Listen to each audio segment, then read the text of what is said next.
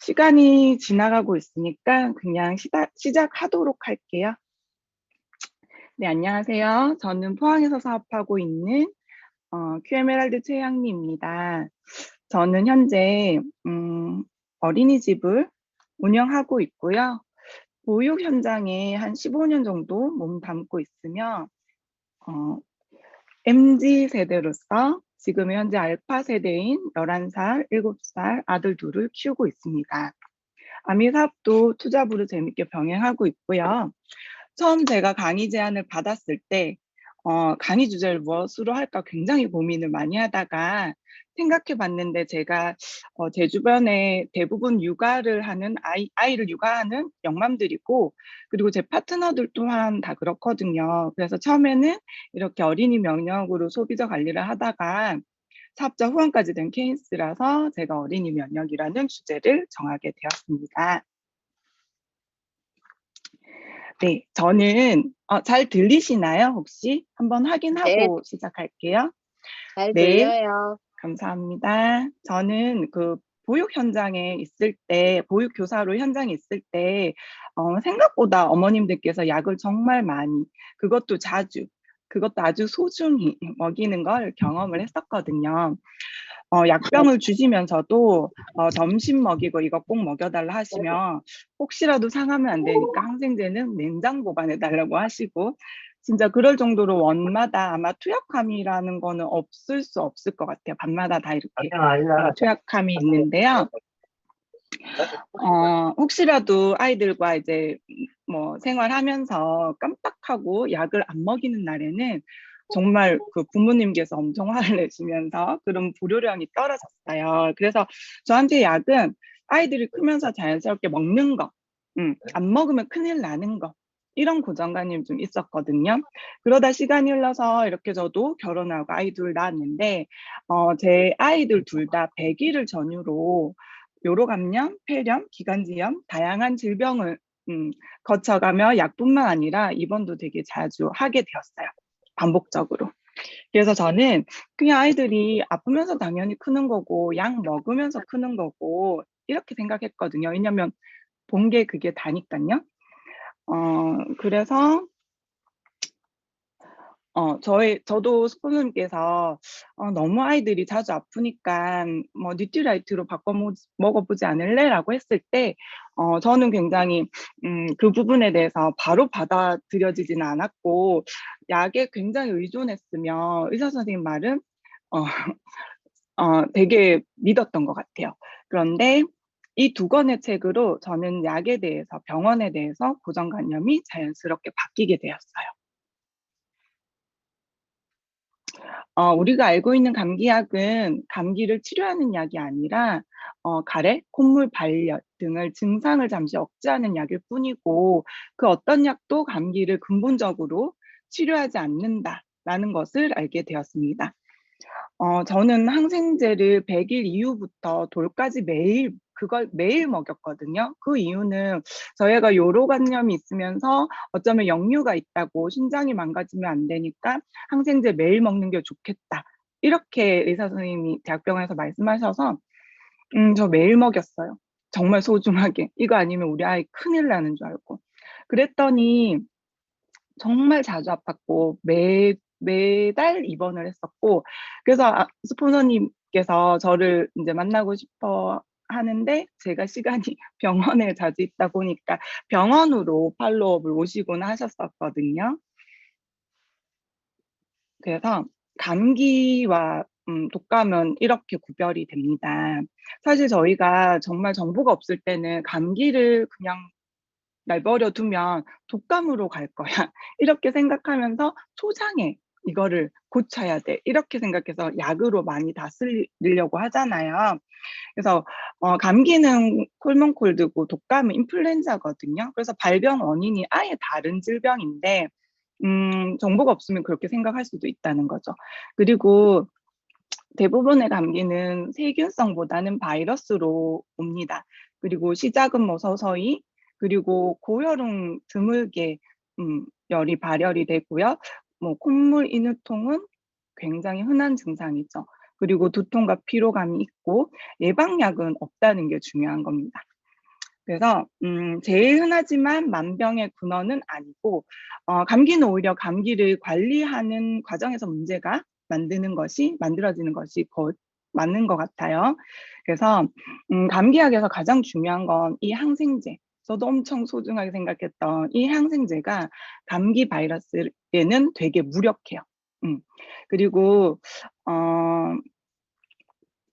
보시면은 항생제를 눈먼 장님이라고도 표현하는데 이거를 먹었을 때 항생제는 내 몸에 들어왔을 때 장속에서 유익균, 유해균을 다 그런 균들은 다 죽인다는 거죠. 그래서 아마 우리 아이가 면역이 엄청 떨어져서 매번 입원을 하지 않았나 이런 생각을 합니다. 그리고 그리고 항생제는 사실 정말 위독한 경우, 정말 급한 경우를 제외하면 그렇게 먹일 필요는 없는 것 같은데 병원에서는 사실 항생제 필요하지 않은데도 항생제를 처방하는 이유는 환자 상태가 악화될까 봐, 그럴까 봐. 사실 기침 몇 번 하는 것도 폐렴으로 갈까 봐, 그리고 콧물 줄줄이 독감으로 갈까 봐, 예를 들면 중염으로 갈까 봐, 그럴까 봐 약을 미리 먹이는 어머님들이 굉장히 많고요. 저도 그랬거든요. 그런데 약은 작용이 있으면 반드시 부작용이 있다고 보시면 돼요. 제가 이거 동영상을 준비했는데요. 동영상이 플레이가 안 돼서 너무 아쉬운데요. 그러면 제가 최대한의 노력을 한번 해볼게요. 잠시만요. 소리가 조금. 아이의 얼굴살이 벗겨져 벌건 속살이 드러났습니다. 가볍게 잡기만 해도 보이시나요? 피부가 밀리고 찢기다 보니 팔과 다리 할 것 없이 온몸에는 붕대를 감았습니다. 지난 9일 4살 아이의 몸에 갑자기 이런 증상이 나타났습니다. 콧물 감기가 떨어지지 않아 동네 소아과에서 약을 처방받았는데 사흘이 지나자 아이의 몸이 붓고 여기저기 물집이 잡히기 시작했습니다. 갑자기 아이가 비명을 지르더라고요. 아이를 손으로 붙잡았는데 이게 피부가 녹아내리더라고요. 솜사탕에 물이 닿으면 이렇게 스며들듯이. 진단받은 병명은 스티븐 존슨 증후군. 감기약에 들어있는 항생제 부작용으로 생긴 독성 물질이 면역 체계를 교란시켜 피부가 괴사하는 희귀난치성 질환입니다. 네, 제가 최대한으로 링크만 소리만 네. 제가 요거 따로 그 감기약에 그 스티븐 존슨 증후군이라고 이게 항생제 부작용이거든요. 잠시만요. 그래서 이런 이게 부작용이 사실 누구 특정한테 생기는 건 아니라는 거죠. 이게 운이 나빠서 생기는 게 아니고 말 그대로 부작용이기 때문에 예, 사례가 있으시네요. 있기 때문에 그 부분을 정확하게 알고 감기약을 먹여야 된다는 생각이 들었습니다. 소리가 안 들려요? 제 말소리 안 들리나요? 네. 그래서 저도 사실 이 뉴트리라이트 정보가 없을 때는 약에 굉장히 의존했었고, 그런데 선한 영향력을 주신 리더님께서 자기 아이가 이렇게 스티브 존슨 증후군을 알았고 이렇게 감기약을 함부로 남용해서는 안 된다. 리더님 아이들도 충분히 면역력을 올릴 수 있다고 열이 날 때는 이렇게 먹여보세요. 저렇게 먹여보세요. 이렇게 조력을 해주셨거든요. 그래서 저도 지금은 굉장히 면역력이 강한 아이로 키우고 있는데 그 부분에 대해서도 제가 또 한 번 더 안내해 드릴게요. 면역력을 올리려면 그 외부 유해 환경에 취약한 아이들을 건강하게 키우려면 스스로 병균을 저항할 수 있는 그런 면역력을 길러주는 게 아주 중요해요. 계속되는 바이러스의 위험, 환절기의 큰 일교차, 그리고 스트레스 등등 아이들의 면역력을 위협받는 환경에 둘러싸여 있습니다. 그래서 어른들에 비해 면역 체계가 불안정해서 외부 환경과 병원균에 대한 방어력이 조금 낮거나 조금만 방심해도 쉽게 노출이 되기 쉽다는 거죠. 따라서 병에 걸리지 않게 하거나 감염이 되더라도 빨리 이겨내게, 건강하게 이겨내게 하기 위해서는 이 면역력을 키워주는 게 중요해요. 그리고 유해 내부 환경과 맞서는 인체 방어 시스템, 이게 바로 면역력입니다. 그래서 제가 이거는 요즘 되게 핫해가지고 챗 GPT한테 한번 물어봤어요. 면역력이 뭐냐, 어린이 면역은 뭐냐, 그리고 면역이 형성되는 시기는 언제냐, 이렇게 물어봤더니, 이렇게, 네, 이렇게, 데이터를, 자료를 주더라고요. 그래서 요거는 리더님들도 저는 신기해서 한번 찾아봤는데, 챗 GPT한테 한번 다시 한번 물어보시기 바랍니다. 그래서 어린이 면역 체계는 출생 후에 점차 발달하며 다음과 같은 주요 시기에 발생합니다. 태어난 직후 또는 생후 6개월, 그리고 6개월에서 2세까지, 그리고 2세 이상. 요거는 이렇게 참고 한번 해보시면 좋을 것 같습니다.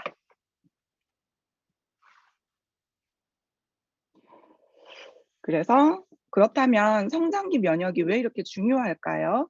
면역은 크게 태어나서부터 생기는 선천 면역과 그리고 우리 아이들이 잘 케어하면서 생기는 이 후천 면역으로 나뉘는데, 이 후천 면역이 커가는 시기에, 형성되는 시기에 우리 아이들의 성장하는 시기이기 때문에 그 골든타임, 그것을 지켜주는 게 매우 중요합니다. 그래서 저도 자료를 찾아보니 요런 자료가 나와서 좀 공유해 드릴게요. 스스로 몸을 보호하는 능력이 튼튼한 사람은 면역이 높다고, 스스로 몸을 튼튼하게 보호하는 능력이 낮다는 사람이 면역이 낮다라고 설명할 수 있겠는데요. 그럼 이 바이러스가 들어오기 전에 방어를 해주는 우리 몸의 시스템이, 첫 번째 방어는 피부, 털, 점액 등으로 바이러스들이 들어오지 못하게 한번 걸르고요. 2차 방어는 선천적 면역체계, 즉 호구성 백혈구와 대식세포들이 병균을 잡아먹어서 면역을 튼튼하게 해주는 방법이 있고요. 그리고 3차 방어가 후천성 면역체계, T림프구, B림프구, NK세포 등 면역세포 물질들로 인해서 감염세포 등 암세포가 사멸하게 됩니다. 그렇기 때문에 우리가 1차 방어인 피부, 털, 점액도 굉장히 중요하고요. 2차 방어인 선천적 면역체계도 튼튼해야 하지만 가장 중요한 후천적 면역체계 또한 우리가 잘 챙겨줘야 하는 그런 면역이 되는 거죠. 지금 면역이 약해지면 우리 아이들이 이런 질병을 갖게 됩니다. 미치학 아동은 아토피 감기, 장염, 수족구 등 돌림성 바이러스에 취약하고요. 그리고 공부하는 초중고 아이들은 비염, 천식, 감기, 아토피, 변비, 설사, 식욕부진, 축농증으로 인한 집중력과 기억력이 저하가 될 수 있고, 이런 상태에서 성장을 했을 경우는 고혈압과 만성 당뇨, 그리고 여러 가지 만성 질환에 취약해서 병원 가는 횟수나 의자는 횟수가 높아진다고 합니다. 그래서 이 생애 초반 15년의 그 영양, 생활 습관 등이 평생의 건강에 중요한 영향을 미치게 되고요.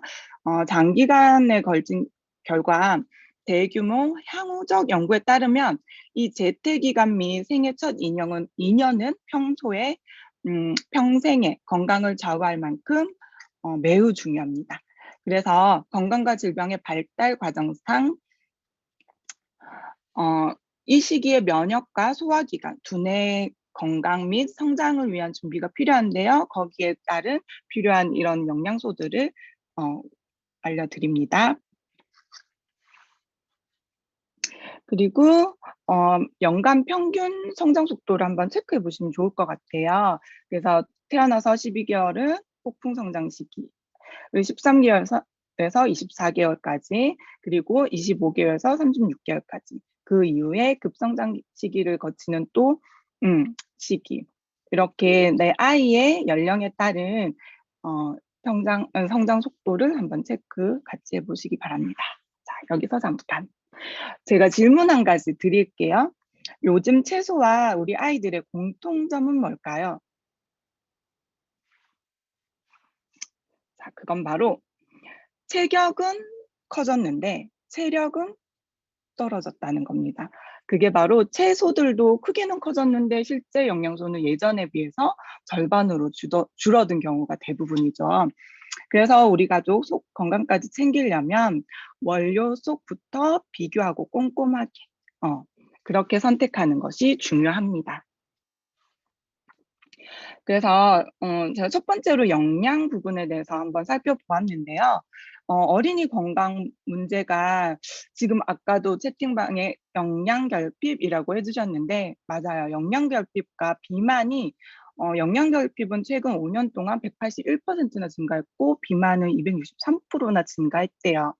뭐 그 원인은 뭐 정크푸드, 패스트푸드, 인스턴트 식품들도 있고 그리고 코로나19 때문에 조금 더 배달 음식이 증가했고요. 우리 배민 굉장히 편하잖아요. 그래서 그렇게 배달 음식이 증가, 그리고 과일과 채소의 섭취량은 매해 감소한다는 거죠. 그래서 아이들 10명 중 8명이 과일 및 채소 섭취가 굉장히 부족하대요. 그래서 고학년으로 갈수록 나빠지는 식습관, 아침에 결식률이나 패스트푸드 섭취율, 라면 굉장히 좋아하죠, 아이들이. 우유, 유제품 섭취율, 채소 섭취율은 계속 감소하고. 그러면 우리 여기 계신 리더님들은 이렇게 탄수화물, 단백질, 지방 2대 3대 5의 비율로 매끼 아침, 점심, 저녁 챙겨주고 계시죠? 저도 처음에 이런 정보를 받았을 때 사실 저는 요리를 직장맘이었기 때문에 요리를 잘 할 수 없는 상태여서 핑계 같지만 매번 뭐 친정어머니 도움을 받거나 또는 음식점을 배달 음식 시키거나 또는 그 반찬 가게 굉장히 많이 이용을 했었거든요. 그래서 제가 24점 반상을 매일매일 그렇게 차려주는 것도 사실 자신이 없었고 이렇게 5가지 야채 과일을 내 아이 얼굴 크기의 5접시를 유기농으로 제공하기가 너무 자신이 없는 거예요. 그래서 이렇게 뉴트라이트에 키즈 플러스 세트, 뉴트라이트 틴즈 플러스 세트. 그래서 삼킬 수 있는 친구들, 그리고 삼킬 수 없는 친구들 이렇게 나눠서 제품이 나눠져 있는데 일단 첫 번째로 단백질은 성장이 필요한 필수 영양소고 뼈, 근육, 혈액 등의 주요 구성 성분으로 성장기에 단백질이 부족하면 성장이 제한되고 성장의 원료도 성장 호르몬이 원료는 아미노산이거든요. 그래서 그게 제공이 돼야 성장도 하지만 아프지 않다는 거죠. 그래서 저는 처음에 단백질, 프로틴 하면 운동이나 하는 사람들이 먹는데 아이들을 먹인다고 이런 정말 무지했던 엄마였던 것 같아요. 그런데 이 속에서 단백질의 정보를 받고 저는 현재까지도 단백질이 굉장히 중요한 걸 알고 프로틴의 어원이 모든 영양소의 왕이라는 뜻이 있거든요. 그래서 단백질이 부족하면 내가 아무리 영양을 넣어도 담는 그릇이 작기 때문에 못 담아낸다고 합니다. 그리고 비타민 무기질은 비타민 A는 세포 성장, 비타민 B는 성장 촉진, 비타민 D는 뼈 바르기에 가장 중요해요. 그래서 비타민 B9이 엽산이 부족하면 성장 부진이 온답니다. 그리고 오메가3는 성장 호르몬이 만들어지는 내하수체를 자극해 주고요. 칼슘과 무기질은 키 크는 데 관련 있는 등뼈, 다리뼈 형성하는 주 성분이 칼슘과 마그네슘이에요. 그래서 칼슘이 뼈 조직에 흡수되기 위해서는 마그네슘이 꼭 필요하거든요. 그래서 그렇게 성분이 들어가 있는지를 꼼꼼히 따져보시면 제일 좋고요. 그리고 5번째 유산균과 식이섬유는 성장을 위해서는 먼저 성장의 부정적인 독소를 제거하고 유해균들을 없애고 소화 흡수 기능을 좋아지게 만들어야 되는 거죠. 그래서 저도 사실 뉴트라이트의 정보 없을 때는 약처럼 보였기 때문에 이런 거 이렇게 많이 먹어도 돼? 이거 이래 많이 먹으면 뭐 부작용 없어요? 이렇게 물어봤었는데 이 책으로 저 생각이 바뀌었어요. 이렇게 유기농법으로 이렇게 재배를 하고 그 원료의 영양소가 파괴가 안 되도록 과학적인 기술과 함께 이 페이지가 굉장히 저는 눈에 띄었거든요. 이렇게 분말화 시켜서 정말 먹기 좋게 약처럼 만들어낸 이게 약이냐?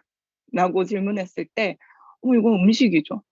그렇다면 내가 24천 반상을 못 차려줄 바에는 이거를 제공해야겠다라는 생각과 제가 자연드림에 가서 유기농 야채 과일을 사오는 그 비용보다 틴즈팩 한 팩 또는 뉴트리아트 키즈 그렇게 매일매일에 그렇게 제공하는 게 훨씬 싸게 치더라고요. 그리고 제일 중요한 좋은 물 마시기, 건강의 시작. 아이들의 건강은 이스프링으로 시작하세요. 다른 먹거리는 굉장히 신경 쓰면서 유기농 야채 과일을 사서 막 조리를 하죠. 근데 정작 물은 대충 먹이시잖아요. 그러니까 물은 그냥 투명하니까 다 그렇겠지, 다 똑같겠지 이렇게 생각하는데 역삼투압 방식의 정수기는 이 중류수는 식물도 못 키운다고 해요. 그러면 우리 아이들의 성장에 필요한 정말 순수 좋은 물인지 꼼꼼하게 따져봐야 된다는 거죠. 그래서 저도 이 물에 대한 정보가 들어왔을 때 물을 바꾸고 나서 아이들이 물을 마시는 그 모습을 봤을 때는 너무 안심이 되는 거예요. 그래서 막 "더 먹어, 더 먹어, 더 먹어." 막 이렇게 되는 거예요. 사실 그전에 뭐 코 땡땡 걸 쓸 때는 굉장히 찝찝했거든요.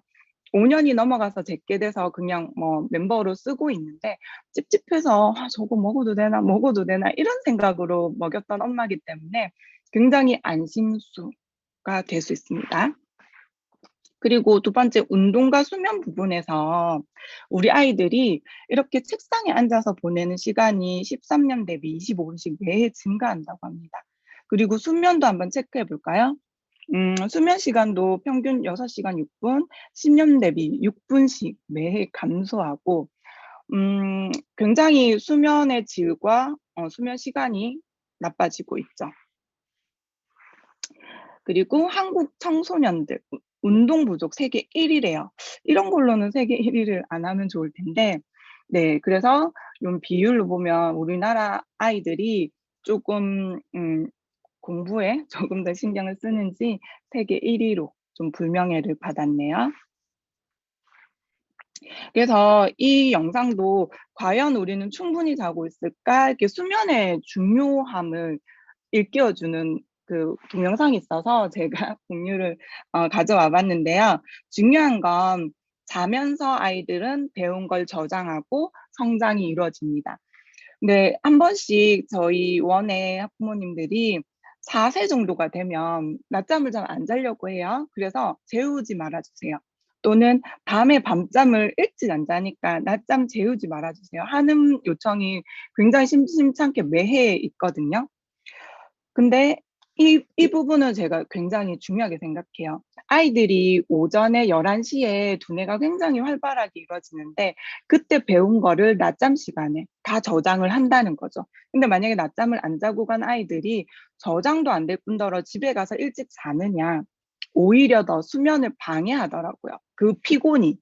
충분히 휴식을 취해 주고 피곤을 풀어 줘야 되는데 그렇지 않으니까 5-6 시에 완전히 이게 약간 안드로메다로 가는 거예요.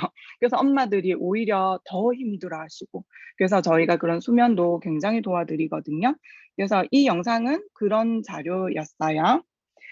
그리고 우리 알파 세대 아이들이 첫 번째 특징이 그 인공지능 네이티브예요. 그래서 어린 시절부터 굉장히 이 스마트 기기에 그 되게 잘 다루죠. 저희 그 아이들도 제가 영화반을 하다 보니까 혹시라도 저희는 카메라로 사진을 막 찍는데 혹시라도 땅에 놓는 날에는 아이들이 와서 얼마나 이거를 잘 만지는지 정말 잘 다루더라고요. 그리고 어린 시절부터 이게 너무 익숙해서 뭐 AI 스피커인 알렉사, 구글, 시리랑 교감을 하고요. 그리고 엄마 아빠가 18 개월 때 처음 뱉은 말이 엄마 아빠가 아니고 알렉사 뭐 시리 뭐 외국에서는 그렇대요. 그렇듯 우리 세대랑은 정말 다른 시대를 살아가는데 좀 이 부분이 좀 걱정되지 않으세요? 저는 아이들이 학교에서도 이 각자의 스마트 기기가 있더라고요. 그러면서 그걸 활용하면서 수업을 해요. 그리고 저희 아이는 AI 스터디라고 따로 패드로 공부하는 학원을 가지 않고 하고 있는데 이 스마트 기기 노출 시간이 조금 걱정이 많이 되더라고요. 근데 제가 요 영상을 하나 또 준비했는데 스티브 잡스 아이패드가 굉장히 혁신적인 기기잖아요. 저도 지금 아이패드를 굉장히 잘 사용하고 있는데, 스티브 잡스 본인의 자녀들에게는 스마트폰을 금지시켰대요. 그 영상이 준비되어 있는데, 이건 따로 검색해 보시면 굉장히 많은 자료가 나오거든요. 그래서 요즘 아이들이 휴대폰이나 태블릿 기가 없는 친구들이 없죠. 그리고 알파 세대는 우리 자녀들은 이 부분은 굉장히 활용도는 높지만 좋은 점도 있지만 단점으로는 음, 수면 장애를 일으키거나 아니면 자기 조절 능력을 상실시킬 수도 있대요. 그래서 더 나아가서 이것도 공유가 안 되네요.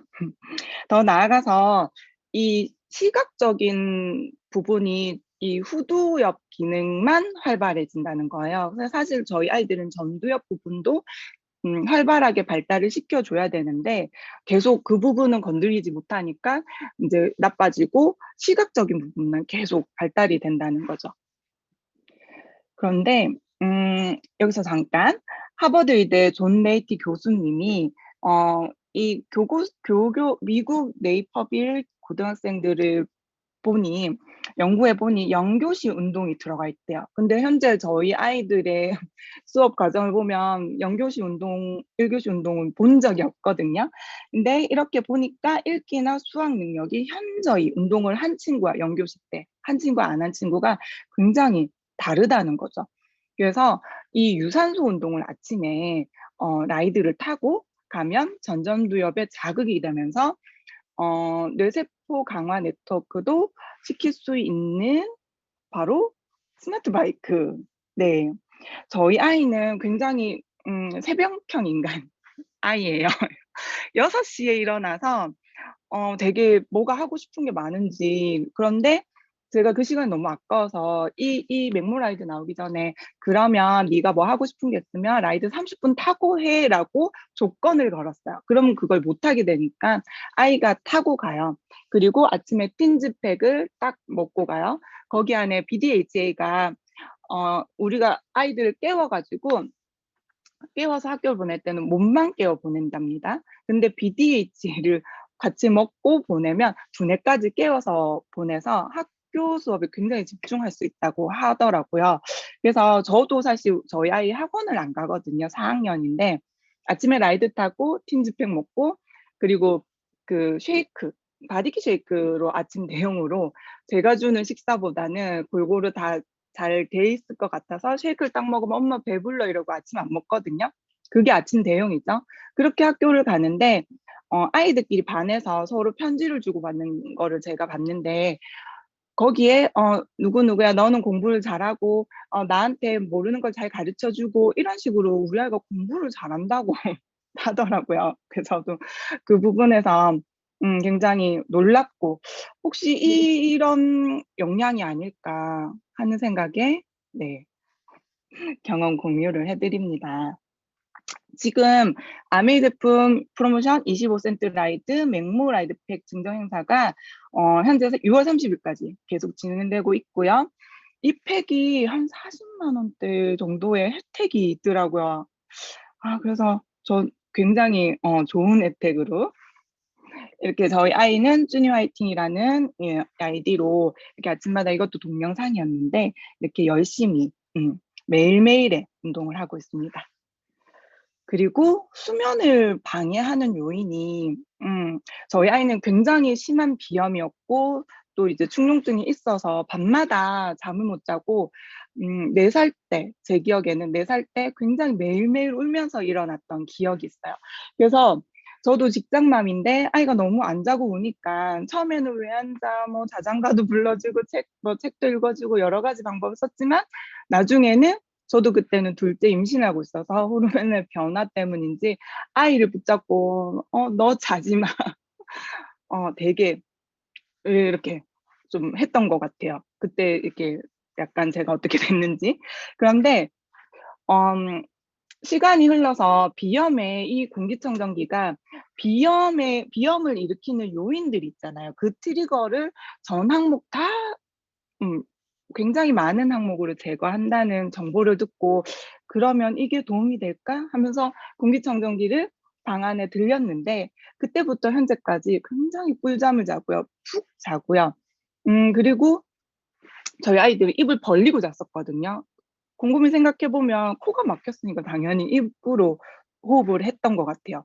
그러면서 입으로 호흡하면 얼굴형도 틀어지고 구강도 틀어지고 얼굴 길어진다고. 그래서 입 벌리는 습관도 지금은 제가 이렇게 관찰하면 다 입을 다물고 자거든요. 예전에는 막 그 가습기도 계속 틀고 굉장한 그 잠을 잘 재우려고 노력을 했었는데 현재는 그것뿐만 아니라 저는 공기청정기만 바꿔서도 굉장히 꿀잠을 자는 걸 경험하고 주변에 경험 공유를 많이 하고 있습니다. 그래서 저희 아이들이 제가 처음에 아메이 제품을 접한 건 뉴트리라이트였거든요.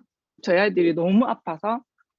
그런데 하나하나 일일이 챙겨 먹이기가 너무 바쁜 엄마라 귀찮아가지고 이 제품들을 같이 믹스해서 주스처럼 만들어서 아침에 제공하고 그렇게 시간이 흐르니까 지금 그때 당시 3살, 5살이었던 친구들이 지금 그때는 병원을 매달 갔거든요.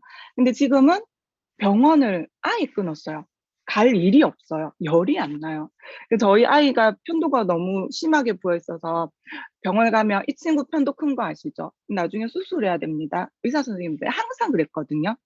그런데 저는 이렇게 면역을 높여주고 이 아이들이 열이 나는 횟수가 점차 줄더니 지금은 정말 병원 가는 빠이빠이한 친구들이 됐죠.